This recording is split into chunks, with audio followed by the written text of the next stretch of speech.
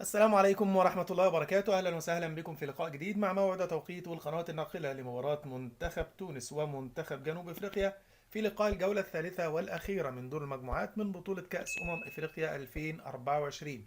لكن قبل الدخول في التفاصيل اتركوا لنا توقعاتكم لنتيجة هذا اللقاء في التعليقات، ولو دي أول مرة تشرفنا في القناة تسعدنا باشتراك وتفعيل جرس التنبيهات عشان دايما يوصلك كل جديد. منتخب تونس بيتواجد في المجموعة الخامسة اللي بيتصدر فيها الترتيب منتخب مالي برصيد 4 نقاط، يليه منتخب جنوب افريقيا ومنتخب ناميبيا في المركز الثاني والثالث بنفس الرصيد من النقاط 3 نقاط، بينما يتواجد المنتخب التونسي في المركز الرابع برصيد نقطة واحدة.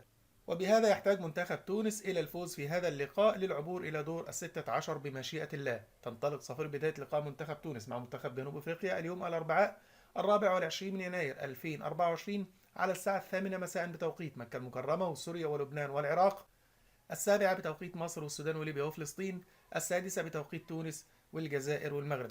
أما عن النقل المباشر لهذا اللقاء فالمباراة بمشيئة الله ستنقل عبر قناة بين سبورت الأولى بتعليق المعلق عصام الشوالي. كل النقط الطيبة بالتوفيق لمنتخب تونس في هذا اللقاء، وبنتمنى لحضراتكم متابعة ممتعة.